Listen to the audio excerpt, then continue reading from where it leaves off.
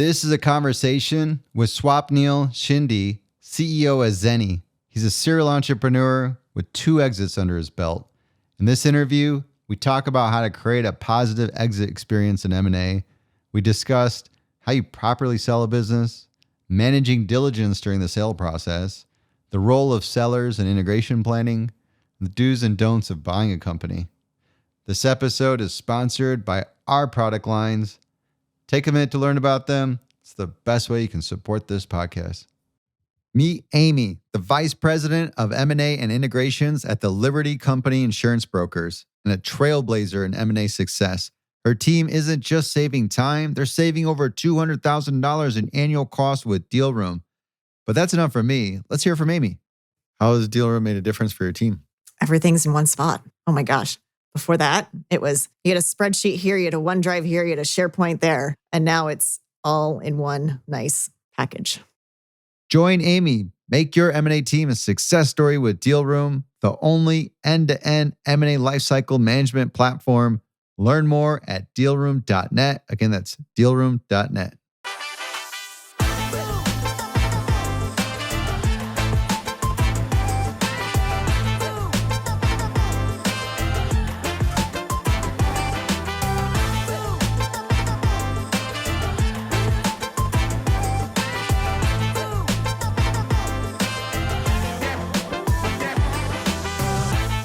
Swapnil, can we kick things off a little bit about your background?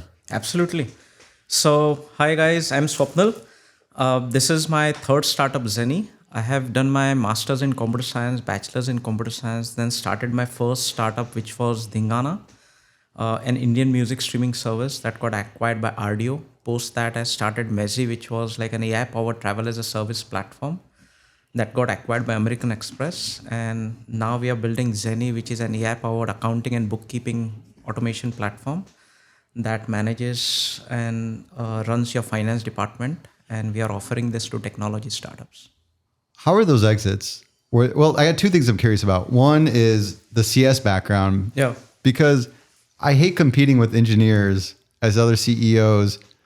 I always feel like, and especially if I'm doing these podcast interviews, we see a lot of corporate M&A practitioners that have an engineering background, and they have this problem-solving ability that you can learn coming out of an undergrad program, where somebody that comes from more of the deal side, I can't learn those skills. Yeah. And I find that an unfair advantage. So I don't like competing with CEOs like you. So there's that component. And maybe we'll get to that if some of that sort of weaved into some of the M&A thinking we're going to talk about today. And then the other component was with these 2 exits. How were they? Were they, hey, this business is not doing as well, we missed our marks and we're going to sell because of that? Or these were really successful exits delivering returns to investors? What was the situation between those? Maybe you can give us a little story around them. Yeah, sure. So first of all, let me address your first concern. I think being a technical co-founder has its advantages. Especially, I think it gives you a bit of a superpower to create a product from scratch without needing help from anyone else if you're really technical. And I think you become a bit more dangerous if you also have product acumen. So if you're a technical product guy, you actually become far more lethal than just a technical person. And add to that some good business sense and ability to sell. I think you can pretty much differentiate yourself in the top 1% of founders. So I think the more skills you add on those departments to your kitty, I think you can be more influential.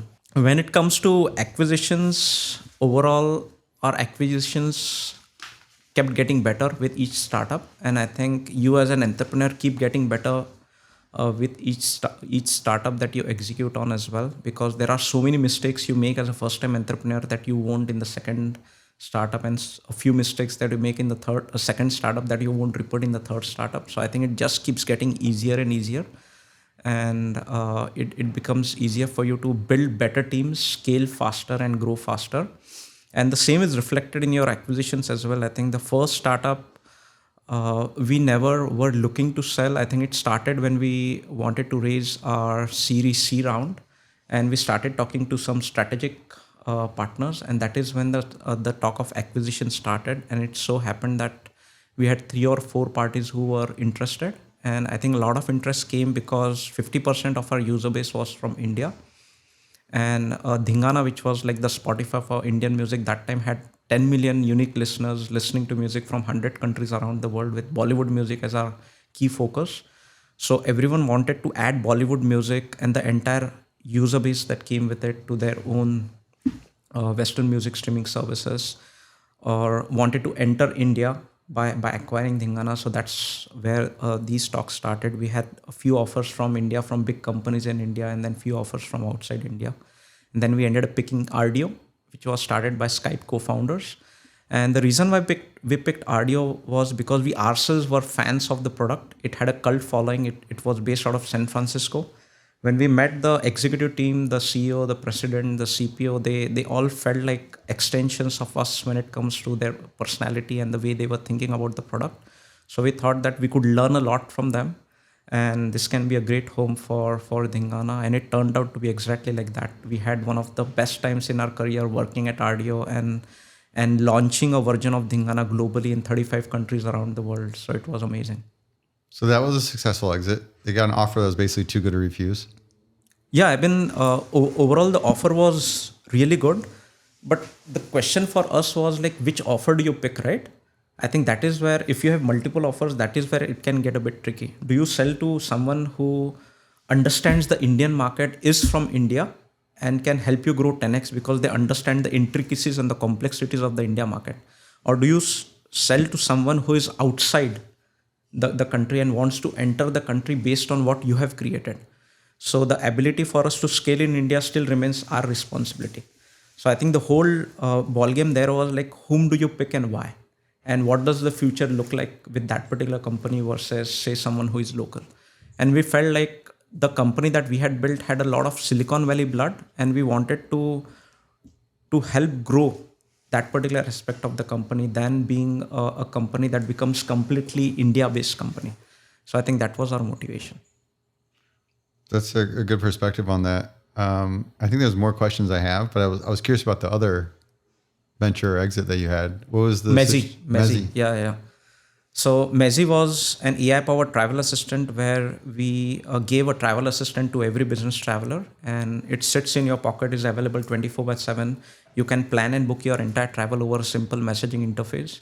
So it makes you feel like a celebrity because you can just take out your phone and say that, hey, can you book me? I'm going to New York. Can you just make sure all my hotel reservations are done, my flights and my hotels are done, and we will know your preferences. We will learn your preferences with every conversation, and we'll get everything booked. And if you want to reschedule, you just send a message saying that, hey, can you push my flight by a few hours, and we'll take care of everything for you. So it really took the complexity out of travel for all the business travelers, especially people who travel more frequently.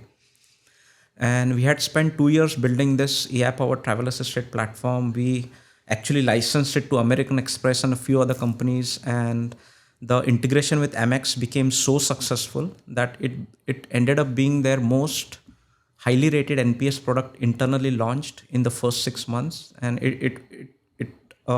I think they saw the power that Mezi could bring to their platinum concierge, and that is where the discussion started. And they just wanted to own it all, and gave us an offer to acquire Mezi probably in after 2 years of starting Mezi. So that was super fast. Wow. And same thing, an offer you couldn't refuse. I mean, it would be idiotic to refuse that. The offer was really, really good. And again, I mean, the way we analyzed the offer was that we sell at a price that is really, really good, far more than we will be valued probably in the next 5 years? Or do we continue to build this company into something that we believe it can become? And if we continue to build the company, where can we be in 2 years in terms of the traction that we can generate? And if you compare that to what traction Amex can bring to the table because they have the distribution with them, can we do it in 1 year instead of 2 years by going with Amex? And we saw that if we go with Amex, we can actually scale the product 5x faster than doing it ourselves, no matter what we do, because they have the user base. All their card members are very travel savvy. A lot of people get Amex cards because they like traveling, and all the perks that Amex has is around travel. So if you add Mezi to it, it becomes a very lethal combination. And that happened. Like, I think we got acquired by Amex. We had served 1 million travelers. I think in the next year or in the next 12 to 16 months, I think we had pushed the product to 10 million card members. Wow. And then it grew by tens of millions every 6 months. So it was insane. That scale you can't achieve just being independent.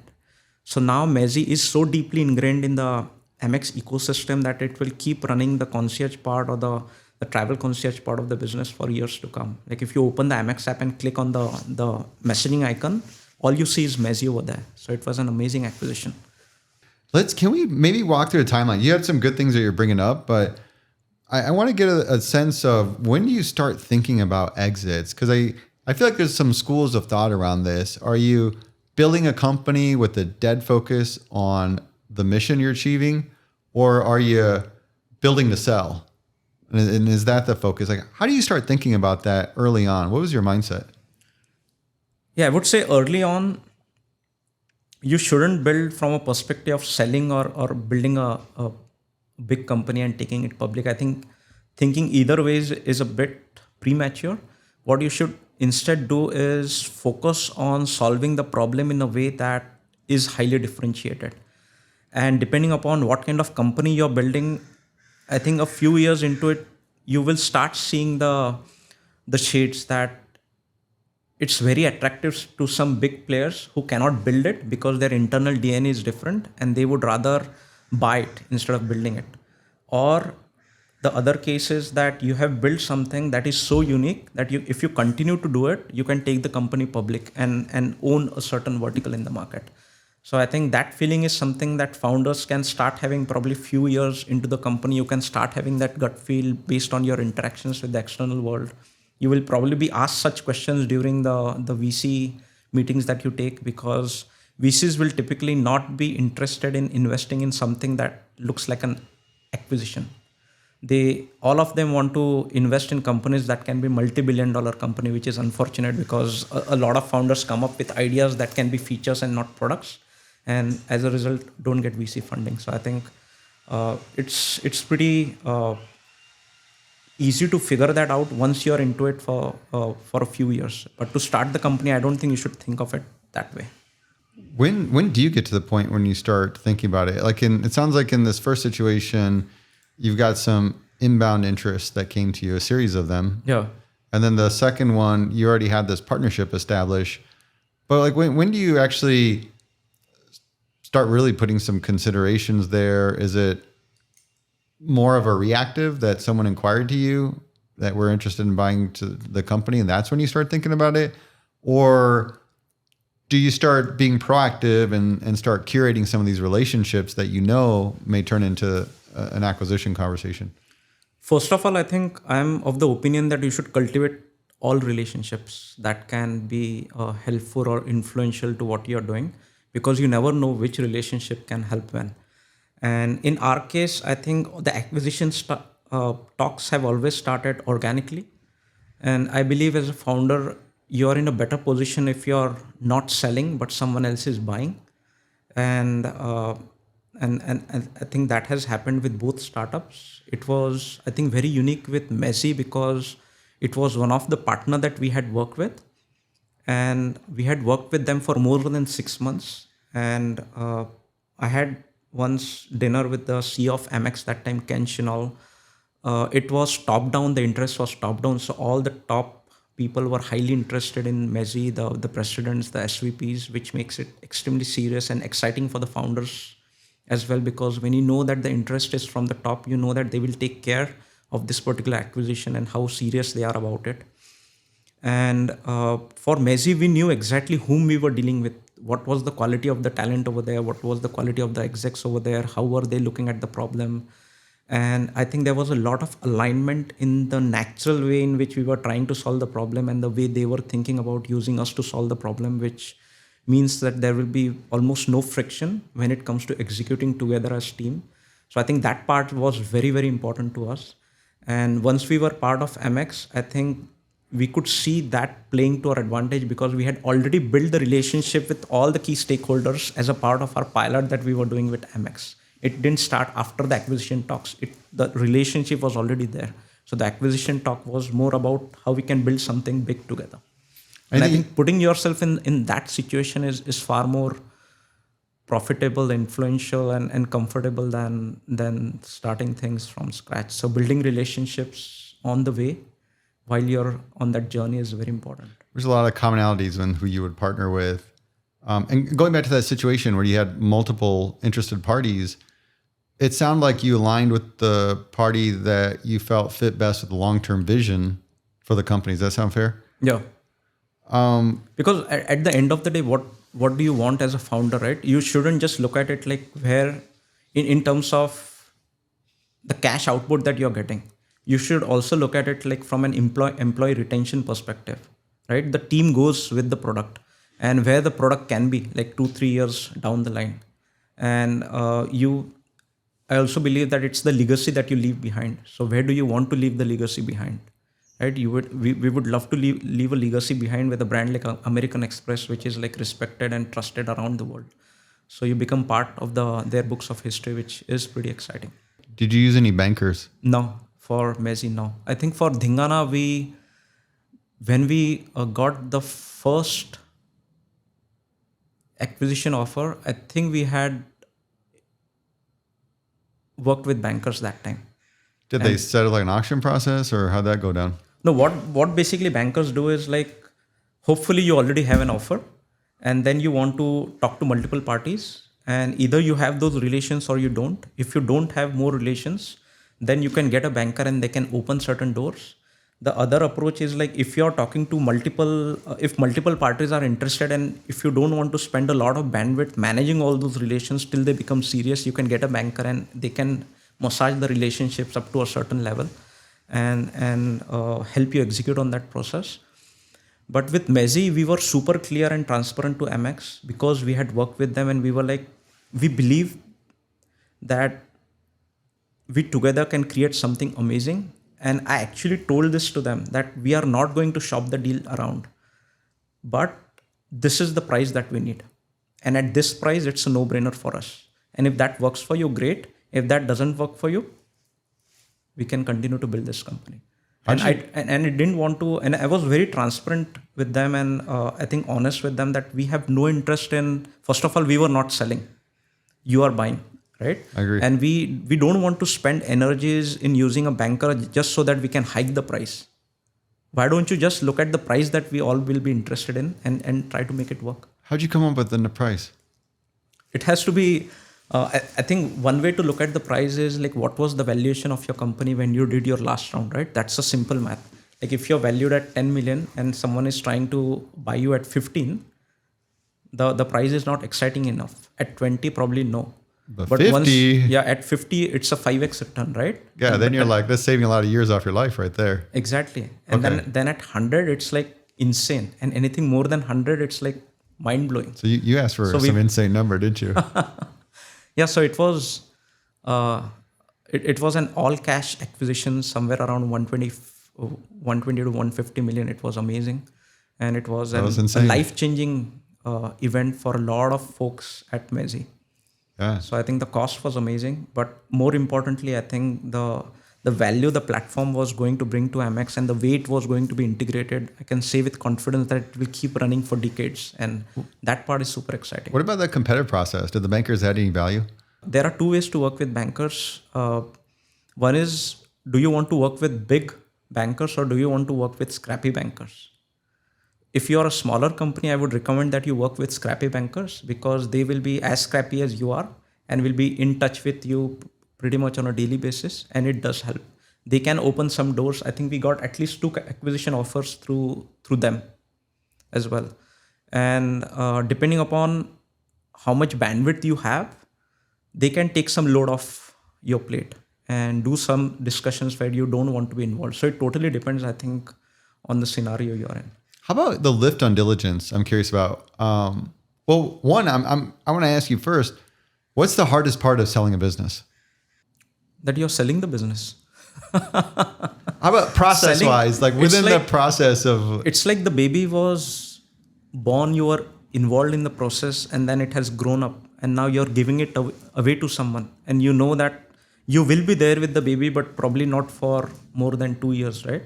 Yeah. And we made sure our lock-ins were never more than 2 years in all our acquisitions.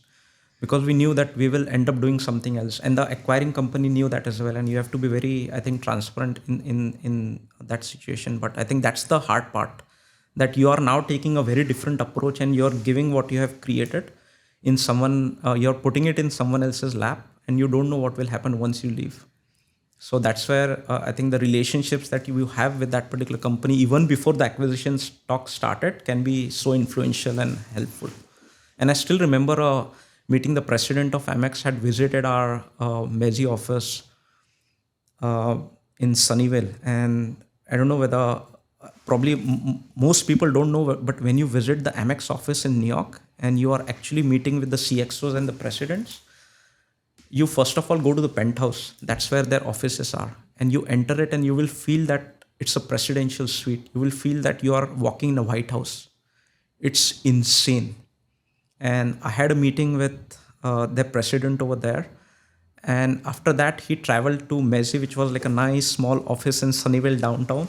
And in a very different world, like they are always in suits, etc. Yeah. So we belong to a different world. And I remember his words. He's like, Swapnil, I know that this is your baby. We will take good care of it. And we are even okay to not change your email addresses, because I know how passionate everyone is about Mezi. So they said that we'll keep your email addresses the same. We will keep your brand the same. So even before we signed on the dotted line and started thinking about this acquisition, we had that assurance that Mezi as a brand will remain till we are with the company. So I think those little things are very important, because the moment you see those things vanishing, just because they want to take the technology and integrate it as deeper as possible and forget about everything you have built, then it becomes painful. But if you handle it gracefully, I think it can be a great experience. When you go through the process itself, due diligence. Yeah.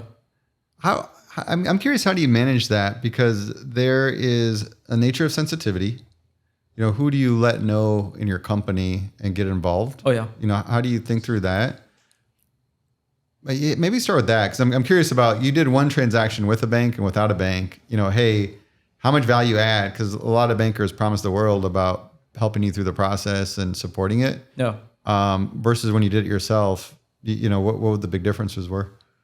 I think in both cases, you still have the challenge of managing the whole acquisition talks internally within your company. And to start with, unless they are serious, it's no point sharing it with a wider audience. You should probably only share it with those who can help you with that process to help push the ball forward. And I think the right approach is to loop in a few trusted folks who can not only know what is going on, but help you execute on that particular deal. And then once it becomes serious and you have signed some kind of understanding, that is when you can share it with a bit bigger audience. But never share something prematurely, because it can also disrupt your execution internally, right? Because your goal is that you need to keep winning while this acquisition is happening. And I think that balance is very important, that you cannot stop running while the acquisition is happening. So you really need to have a small dedicated committee that is focused on this. Did you get a big lift with the banks versus not having a bank? No. I think the majority of the lift is on your side. And I think especially when you're dealing with companies like American Express, just the legal team from their side might be 50 legal folks, right? So it's a whole different ballgame. I don't think banks can do anything there. How do you manage it? Isn't that like distracting for the company? Because I've been on the buy side enough times, and I know how much stuff we ask for, how many follow-on questions we ask. And I mean, it's pulling your team members and leads to doing other things. Yeah, so I think that's why I said that you need to have an understanding with the acquirer that we want to make this as painless as possible and as fast as possible, and put a timeline on it. That this particular process needs to be finished in 2 weeks or 3 weeks, not like 8 weeks. And once there is that understanding that we want to move super fast, I think people start taking it seriously. They move fast, and the checklist don't need to be super big. They need to be like they only need to include the must-have items. How do you negotiate that, like a company like Amex? And it's funny because ironically, we've had their head of corp dev on the podcast. So, this comes back in good light. So I think when the interest is top down, a lot of things can be simplified. if the CXOs and the presidents and the SVPs want to work on this deal and finish it as soon as possible, and they have that mandate, people start running like hell. And I think that part is very important. But who's prompting it, them or you? It's us talking to them, and it's in mutual interest of both to close this deal ASAP, right? Because you don't want to lose this deal if you're Amex, and we want to complete it as fast as possible so that we are not being dragged. So this is good. So as a seller, this is part of your leverage because you haven't signed anything yet, and you're saying, "Hey, look, I understand your interest, and we got a price, but beyond that, we're looking for a fast and painless deal." Yep. Like anything else you do to frame that, because it sounds like that's one of your bartering chips. Yeah. Give me some assurance that this is going to be fast and painless. Yeah, and the best way to do that is put a deadline that this process ends in so and so weeks. And then if it's not ending, you can always get back to the one of these top contacts and have a call, and you can push it through. That has helped a lot. You got anything else on diligence wise? Just think of lessons learned of things that me one day is going to go through this that I can take as a lesson learned from your experience. Yeah, I think the lesson learned is not just for acquisition. I think even when you're raising VC funds, you go through a lot of due diligence. So one thing that I do diligently is manage your whole data bank as you're building the company. So I have this folder in Google Drive where I have different folders under it, and all that folder is for due diligence. So whenever we sign any contract with external partner, we just put the contract over there. Whenever we hire any employee, their offer letter goes in one of the folders. So as you're building the company, if you keep managing all these documents in one place, it becomes super easy for you to be ready for due diligence, because major part of the due diligence or the pain point of due diligence is getting all the required data in one place. Yep. And if you keep maintaining that, then it becomes easy. Even if you keep maintaining it, I think at some point you will realize that 20% of the data is missing, but it's still as not as frightening and as time consuming. This is a fair point because that's what bankers do, right? Yeah. I did a number of sell-side deals. First thing you do is prep the company and help them organize the data. Yeah. So if you do that ahead of time, having in a Google Drive, we actually have some products that help with that as well. Which amazing. We're going to start bartering for our services here. So next time when I'm late on my bill, you'll know why. But so I agree that prep work is really important because that allows you to say, "Hey, I got you on the diligence. We already have this stuff ready to go." So you're enabling a fast process on your end as a seller. So that makes a lot of sense to make the diligence process smooth. Anything else? Anything you look back of like, I really screwed that up, and if I were to do my next deal, this is definitely something I wouldn't do again? Or I think you should definitely have a legal team that you trust, and that who can negotiate on your behalf for certain terms that are very legal in nature.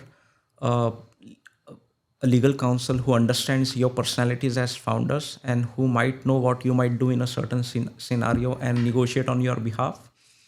And luckily, we have been working with the same legal counsel across all three startups. He's David from OMM, and they are amazing. And he has worked with us for so long that he knows exactly what we might want in certain scenarios, which clauses to accept, which to push back on. And having that chemistry with your legal team also helps you run faster in such scenarios. All right. So my lessons here is negotiate this sort of ease and timing of the process. Yeah. And, get that down with timeframes. Have some prep ahead of time so that you can do a faster diligence process and get great legal counsel, network, figure out who's the best at this type of transaction and make sure you get them on your team. Yeah. And most importantly, keep investing in relationships and building relationships with external companies and folks and partners. How do you do that? Networking. Everyone always gets an opportunity to network. There are few ways you can do it. Either you make connections at conferences, either you make connections at some of the VIP dinners that are happening, or some of these intimate events that are being managed. There are panel discussions, etc. So I think the more you are out there, the more relationships you can build. Sometimes these relationships are built when you're raising a round and someone is interested in what you're doing. So you carve out a small piece for them and let them invest in your round just so that you can be partners. Amex actually invested in one of our rounds through MX Ventures, and that is where our relationship started. And other competitors of Amex were not investors, so they were working with us as partners. So I think when you have relationships that are deeper and more incentivized, I think it can lead to faster outcomes. The thing I struggle with is I meet so many people, like any given year of hundreds of people Yeah. through this channel. And then you end up talking to thousands of people. But how do you keep in touch and build the depth in those relationships? Oh, I it struggle has to with be that. outside the conference room. I would say like having dinners and meeting over drinks and coffee is far more meaningful than meeting in offices and conference rooms, because they are just professional interactions. But the moment you start building personal bonds, I think that is where you build real relationships. And I feel the same about all the key people who work at Zeni. Like I spend a lot of my personal time with them in the evenings. Whenever we are at conferences, we spend the evenings together. I think, and as friends, we hang out together in evenings, or we go out for lunches. I think those things matter a lot more in building relationships, and the same applies to even external partners. Like I always tell my other founders or people that I have invested in, that pick a VC with whom you can have drinks in a bar, with whom you can share some of your personal stuff, because that relationship will really enhance your chemistry at the board level. Otherwise, you're just working with someone who is professional, and it will be a heartless interaction. And when things are bad, they will blame you. Versus if things are bad, they will want to help you without even you asking for help, right? So it becomes a very different ballgame. That's true. You need to add that personal touch to it. And Yeah. you do that outside of the boardroom. Next time I come in town, well, let's get some CEOs together for some drinks. Oh yeah, let's do it. I would love to. Yeah, we can easily get 50, 100 CEOs together. No, let's keep it intimate. Let's just do like 25? 6 to 10. Like 6 to let's- 10? Okay. Yeah, let's get it real strategic. Maybe we could do that. We could do a big one if you're going to. How long are you in town? We can do it tomorrow. If you're going to do a sponsor, if you're going to sponsor, maybe we can do 50 people. Plus, you will have so many of them on your show. It's like a no-brainer. If they got exit stories, absolutely. Yeah. Hey, there you go, folks. That's the example. This is how you get this networking going. On the exit part, you sold to larger entities, and the big realization I've had from doing a number of these podcasts, it's all about integration. Integration is either make value or destroy value. Yeah. Were you involved with the integration planning process? Oh yeah, absolutely. At How? a very deep Te- level. teach me. What were you doing?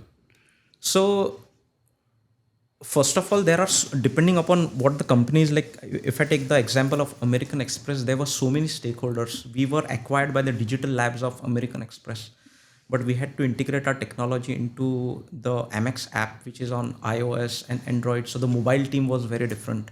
Then we wanted to integrate our platform with Amex platform, so their platform team was very different. And then we had this human angle, like the travel concierge, just like we have finance concierge at Zeni. So we had that team that needed to be integrated with their concierge, which was a whole different ballgame. And then there were different geographies. We had teams in US, we had teams in India. So the India team needed to be integrated with their India teams, US teams with the US teams, etc. And then the business needed to be across all countries. And I think if you as a founder are leading this from the company's side, and if you have top level support from the Amex side, and if they open all the doors for you at the right time, and you go in and you start building relationships, I think a lot of these things can have positive outcomes. Good leadership. But you have to build those relationships with all key stakeholders. And without that, on both sides, like, because you have your team. yeah. And it's not, hey, you're waiting for Amex or other acquirer to guide the process. You're heavily involved. And then is those relationships the people on the Amex side that you're really getting involved with to help? You will need involvement from both sides, right? But as long as you as now the owners of this particular acquisition, you have a deal team from their side, and you have all the core execs from the Mezi side. You are responsible for making this acquisition successful, and you should define goals, and you should define those goals, and you should follow those goals, and you should measure where you stand at the end of every month. and keep pushing it and know exactly which door needs to be opened for to make this whole outcome a success. Who's key on the MX side? Like, is there an integration leader there? You will always need one or two high-level people who are championing in it and who can take actions when you escalate certain things to them that, okay, this is blocked for the last 10 days. Can you help me push this forward? So there should be someone, and there is typically someone who is owning it and their neck is on the line. So you will need such owners, and whenever you hold someone responsible and accountable, whether it's acquisition or not, they start creating magic. So you have that person. Is there anybody else? So you got, that's basically like a business unit leader, somebody that's an executive running a business unit. Is there like an integration lead there that's sort of running the schedules, timelines, and coordinating? You will have, you will need someone to program manage all the integrations. So we had that particular person as well who was doing it from American Express side. And there were too many, I think, other leaders for each of those verticals that I mentioned. But I think this person who owns it, for us, it was Phil Norman from, who was the VP at Digital Labs, who did a fantastic job in making sure that whenever there were escalations, whenever we felt something was stuck, he used to push it. And he himself had great relationships with other leaders internally, so that helped. And I think that approach is the most effective one. Well, why do these integrations get screwed up so often? I don't know why and how others screw it, but... Is this the engineering part where you kind of get involved and start problem solving and doing stuff like that? I think there might be several reasons that integrations can get screwed up. First, that you never had a relationship to start with, in which case you now have to first build a relationship and then start integrating.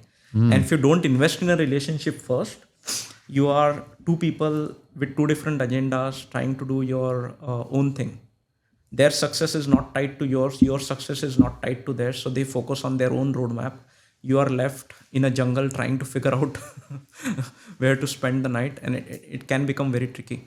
But as long as you build those relationships and champion that this is one team trying to achieve this a particular integration, and we want to make it the best acquisition MX has, then I think people start channeling their energies in the right direction and start running in the right direction. This sounds like the secret sauce right here is building those relationships early. Because when you hear about a lot of these deals that go south, it's always the integration team got involved too late. Yeah, which probably means a lot of the thinking considerations for integration planning that happened too late, and the leadership alignment, those relationships between different leaderships that are going to make this successful. Huge. Leadership alignment is probably the number one thing that you should get right. How early, are we pre-LOI game planning on what integration is going to look like? Or pre-LOI.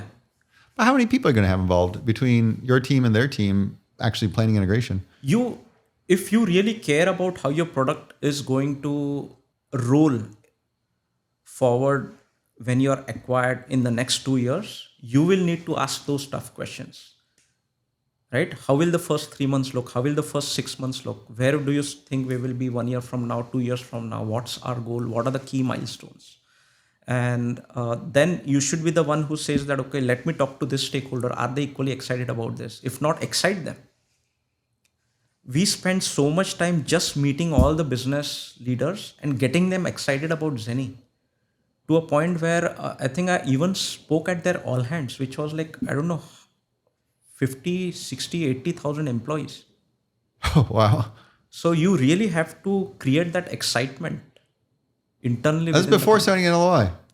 No, this was after the LOI. Okay. How about before? How many people did you talk to at MX? In our case, I think we were lucky because our pilot with MX meant that we had to integrate with them, right? Yeah. So because of that, we already knew what integration teams look like, what the product teams look like. Yeah. And then you take those relationships to the next level. What's like the worst experience you've had in either exit situation? Oh yeah. I think we did something pretty stupid in our first startup when Dhingana was acquired by RDO. Me and Snehal had a discussion with the CEO, and we had two products, Dhingana, which was streaming Indian music, and RDO, which was streaming Western music. And then because we were going to merge, we wanted to create one product RDO that will now replace Dhingana and will be pushed into the Indian market. And the CEO asked us that, hey, do you have your own engineering team running your product? Our engineering team is completely focused on our product. So either we take your engineering team and make them responsible for integrating your product with ours, or we keep running two products. And if we keep running two products, it means that we will spend licensing costs on both sides. We will spend engineering costs on both sides. So we were like, okay, let's shut down Dhingana and we will basically focus these engineers on RDO, and we will then launch in India as Dhingana. And the mistake we did is like we just shut down Dhingana overnight. You pissed off a lot of customers. I think what we should have done is like we should have kept running Dhingana and had a seamless transition from Dhingana to RDO, and or probably gotten more advice from more CXOs at RDO and see what we could have done. But I think we just made an abrupt call, and it pissed off 10 million users overnight across 100 countries, and it was like the most stupid thing that we did. It wasn't like so directly to the M&A. It's very much the strategy. Yeah, and they don't integration strategy. And no one knows that RDO is coming, right? And when is coming. But this goes a good example of how integration can go bad. You know, if you sort of flaw the game plan, exactly. that could really make it difficult. Any big lessons learned going through diligence or integration that we haven't talked about in terms of making those successful, especially the integration part? Like let's make the money, let's create the value. Obviously, there's a lot of leadership involved with it. Yeah. I think if you really want to make the acquisition successful, you have to make it your goal for the next year or 2 years after you're getting acquired or after you are acquired.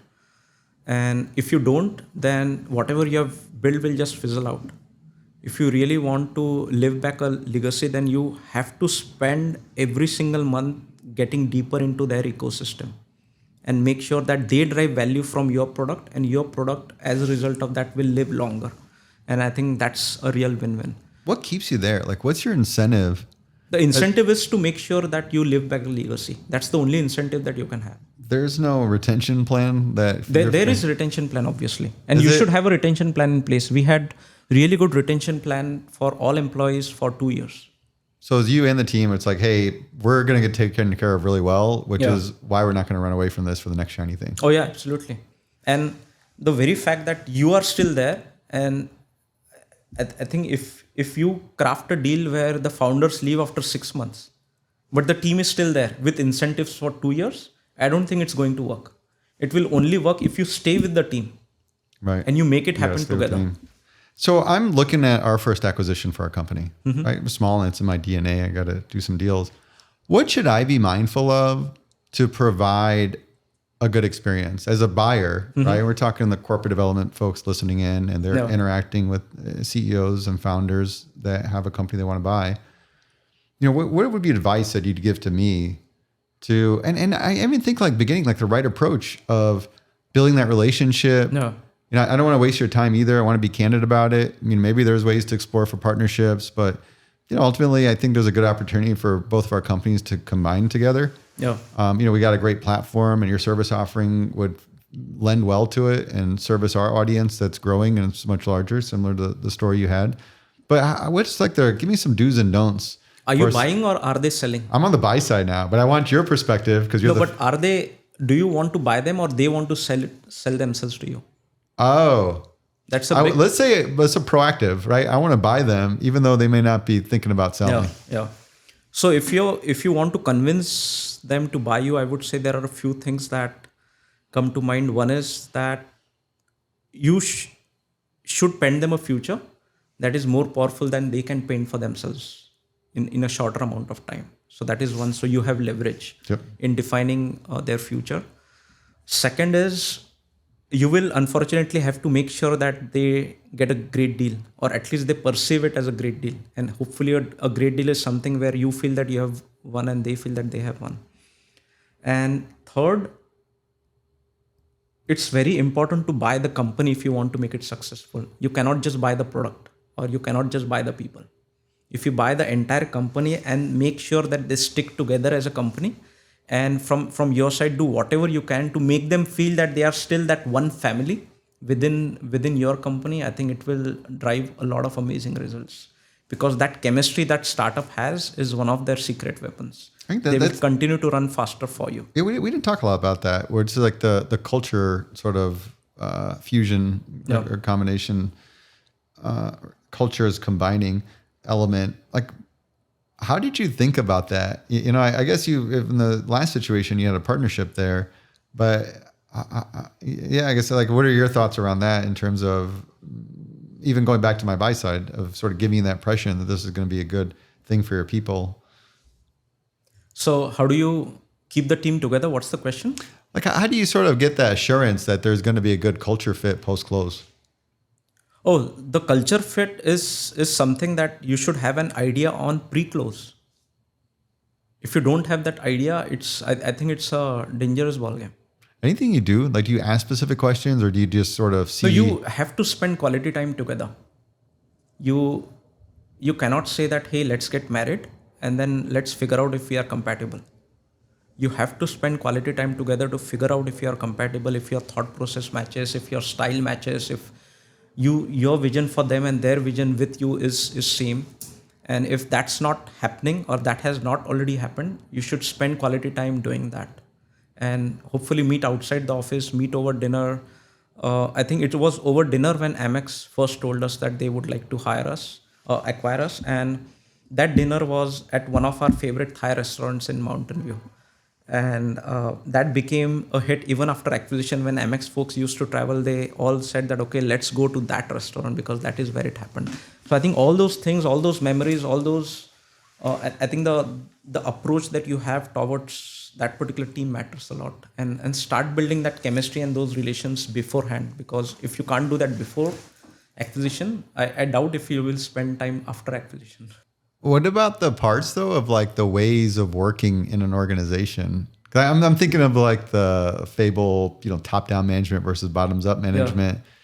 Do you get that through those informal conversations, or is there more of a formal way of understanding how they truly operate, especially like a big company versus a startup, to get a sense of what that culture fit's going to look like? If you have that authentic relationship with them, they will actually tell you what are the good things and what are the bad things. And then your goal as partners is to maneuver the bad things with their help and then capitalize on the good things so that you can distribute yourself faster.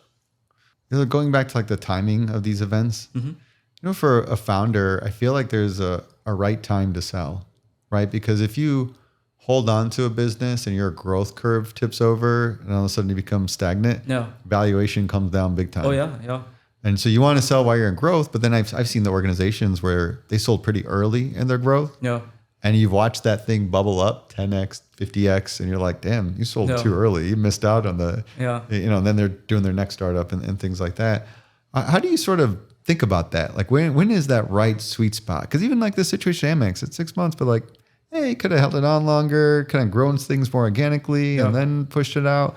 Like how do you sort of judge that? I think the best way to judge that is, can you drive a value today that you might have X years down the line?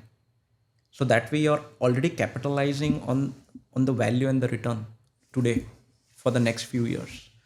And if in those few years, if you have multiplied even more, it's actually a good thing, because first of all, you already got a value that is multiple times higher than where you were. So you have amazing returns and you should always be super happy about it. But after that, if it grows even more, that actually speaks to the quality of the product that you have built and the team that you have built, because it is actually flying high, and it adds some credit to your kitty as well based on what you want to do later.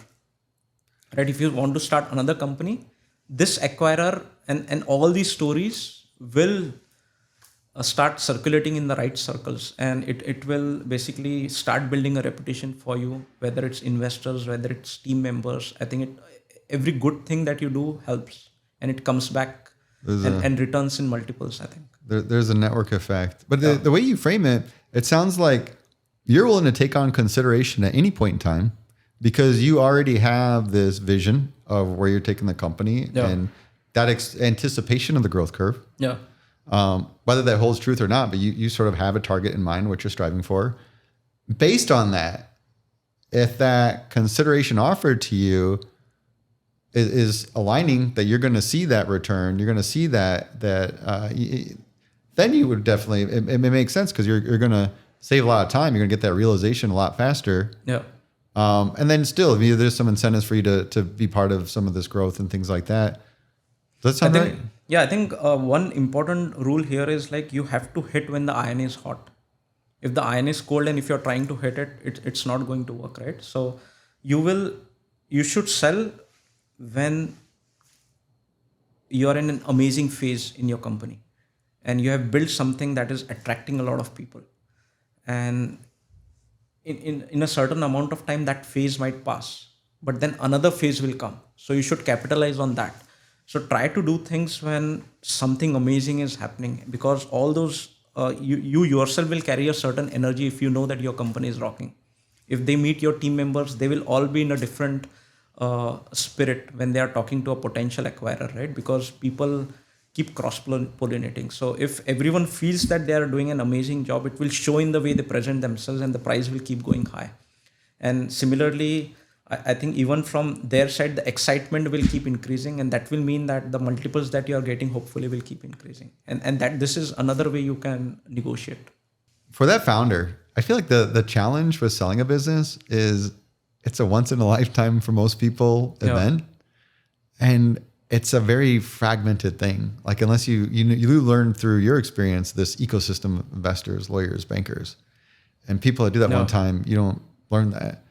So given that, what would be the advice you'd give to somebody that's going to go through their first exit? First of all, don't believe that it's once in a lifetime.